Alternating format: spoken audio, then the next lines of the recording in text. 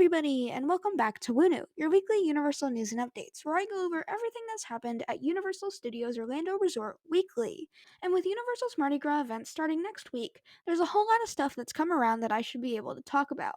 So, without any further ado, let's hop straight into the video with Islands of Adventure, one of Universal's theme parks. In Hogsmeade, or Harry Potter here, though it was set to open in the late week by Universal, Hogwarts Express would reopen from its unscheduled refurbishment on Monday. This ride would close last week because the ride's wire system needed to be replaced. However, it has now reopened and is fully back to operations. And this also includes the Hogwarts Express that is connected in Diagon Alley because it connects Hogsmeade and Diagon Alley. In Seuss Landing, two new Grinch themed candles have become available, being a Whoville scented candle, which is described to be as a sort of peppermint, and Mount Crumpet scented candles, which are described as cinnamon scented, kind of like hot tamales. Also, some painting would be done to some buildings near the Cat in the Hat rides entrance. Also, aerial views would reveal that the carousel is still mostly dismantled and has a long time to go till reopening. It closed multiple months ago at this point because of a fracture in the roof, and from the looks of it, they've had to completely tear down and redo the roof structure, so it's probably going to be a while before the carousel reopens. At the Lost Continent, the All Hallows Eve Boutique, a Halloween store that got a makeover for Mardi Gras, would receive new Creature from the Black Lagoon hoodies, Frankenstein tees, Bride of Frankenstein tees, three Voodoo and King Gator artworks that are amazingly cute, Mardi Gras music shirts, Planet Mardi Gras long sleeve shirts, King Gator bomber jackets, which are also available in the Island Trading Company, Planet Mardi Gras posters, and Mardi Gras leggings. Also, more green hues would be added to the Poseidon's Fury's facade, which is being repainted for when it will reopen hopefully soon. Also at Isla Nublar, or Jurassic Park, you can now buy a cute Kong plush in what I believe is the Jurassic Park and Kong area. And in the same area, new Universal camouflage t-shirts that on the back say Universal Studios Orlando, Florida, established 1990. Long sleeve t-shirts that have the same text on that have the text on the front with Universal Studios running down the back, and tank tops that have the Studios logo on the front would become available. Also, in the Velocicoaster gift shop, which is also the Discovery Center, a new T Rex pillow pet would become available. And water flow would be turned back on to the Jurassic Park River Adventure that is currently under winter refurbishment. It was originally intended to end during this weekend, its refurbishment, but would be extended to Monday. Also, the Dino Store would receive new Mr. DNA sweatshirts. And a new T Rex sipper cup is now sold in the land. At Marvel Superhero Island, since Doctor Doom's freefall was delayed on Monday, team members would stand in front of the attraction, protesting superheroes and chanting Doctor Doom while they were telling guests about the ride's delay. Over in the Studios Park adjacent to Islands, the Studio Store in Production Central has a new eco-sustainable Peace, Love, and Ride the Movies t-shirt. This can also be found in other areas around the park.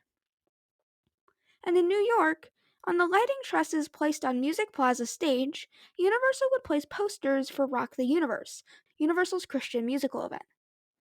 That displays the concert's lineup.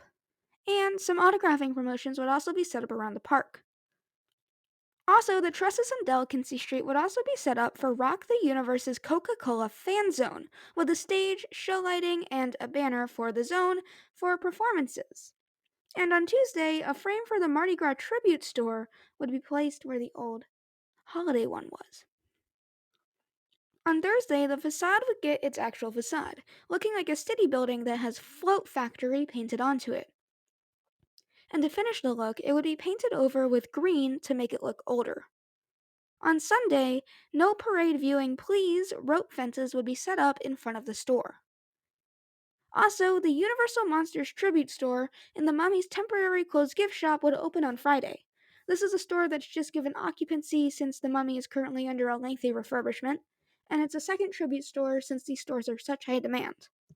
It consists of large scenes that are made for different Universal Classic monsters.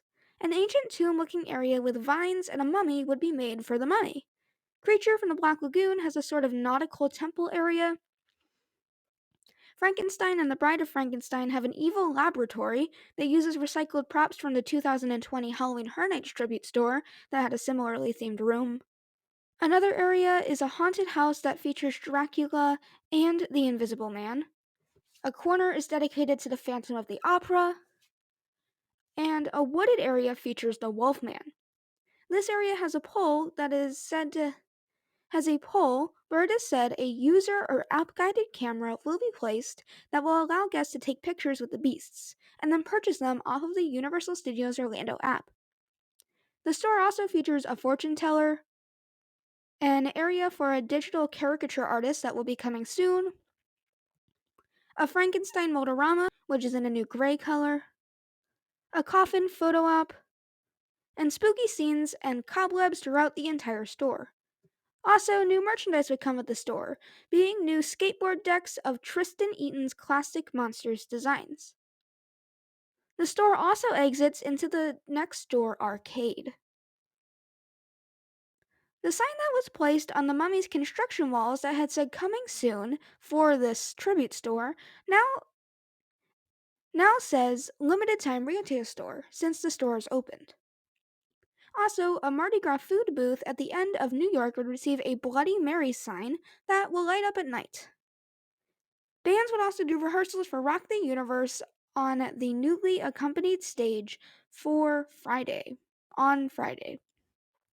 And from an aerial view, it can be seen that behind the Revenge of the Mummy construction walls, a lot of the concrete in front of the ride is being replaced. Also, a second Bloody Mary stand will be set up by Music Plaza Stage. In Hollywood, the Hello Kitty store now sells Hello Kitty suitcases and pink and black travel neck pillows. Put in the Williams of Hollywood prop shop, the Shrek 4D pre-show podium would sell for a large sum of money. I'm not sure about the exact amount, but I most definitely know it was in the thousands. Also, a new Shrek mirror would be added from the ride to the store in its place, with apparently a history that goes back to when Alfred Hitchcock ruled the show building 40. At the Five and Dime, Chucky Loungefly wallets and backpacks have been restocked after being gone for a while. And in Central Park, a small Mardi Gras food booth will be set up outside of the exit of this area, by the back of the Back to the Future train. Also, in London and Diagon Alley, a food booth by the bridge that leads to The Simpsons from this land has a new steampunk facade that looks really amazing.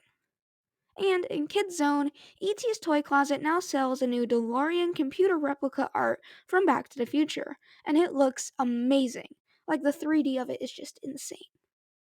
Out of the parks and into City Walk, Prime parking has now gone from $60 to $50 since the holiday season is officially over, and parking prices get raised during those times. And in the studio store, new Hogwarts house spinning keychains with the house crest on one side and symbols on the other, descriptive pins for each house, Hogwarts Express ticket pants, Hogwarts Express fashion tank tops would all become available. Additionally, a new Universal Studios lanyard and ID pouch would come to the store. On Wednesday morning, a Rock the Universe medallion would also be hung from the arches.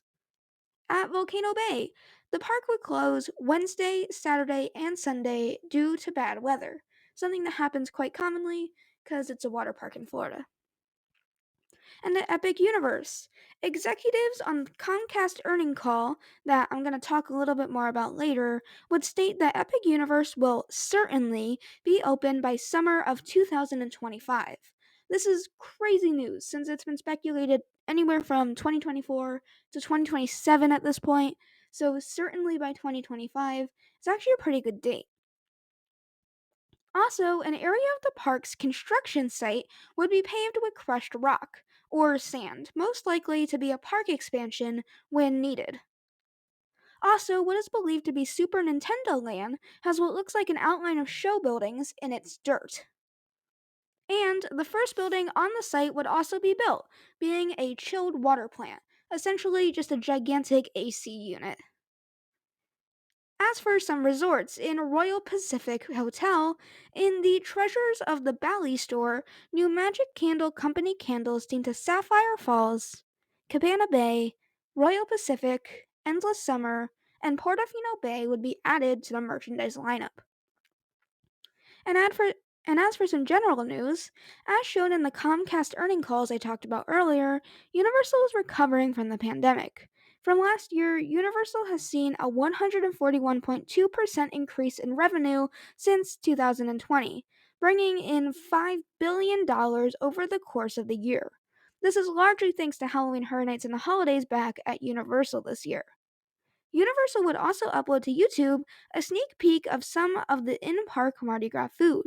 They would show off the New Orleans crawfish boil, New Orleans bayonets, Southeast Asia coconut curry shrimp lasca, Indian vegan samosas with spicy green chutney, Florida conch fritters with roasted pineapple remoulade, Central America roasted pineapple remoulade, Central America salchipas, Brazil chicken coxinas, Italia arlenche with spicy arrabbiata sauce, Beach Club at Hard Rock Hotel's muffed lettuce sliders, Indian emerald mojitos, Floribbean Cape Guayabaya, and Fujian Ube ice cream bubble waffles. Also, Rock the Universe would happen as scheduled on Saturday and Sunday night, with concerts, lights, and really awesome limited merchandise like hoodies and t shirts. And finally, around the parks, wand gift bags are now sold for $2 a piece, when you could actually used to get them for free if you just asked for them. So that's everything that I could find at Universal Studios Orlando this week. I hope you enjoyed, as all of these videos take me a while, and I love getting out these updates. And if you're having a trip to Universal Studios Orlando Resort anytime soon, I wish you a great trip. Also, just a quick thing because I have some stuff going on in my life, nothing negative, but still, I will not be present for a video next week, and that is the opening of Mardi Gras, so I'm terribly sorry for that. Just some unexpected plans came out of nowhere. Anyways, with all that said and done, this is Wunu, signing off.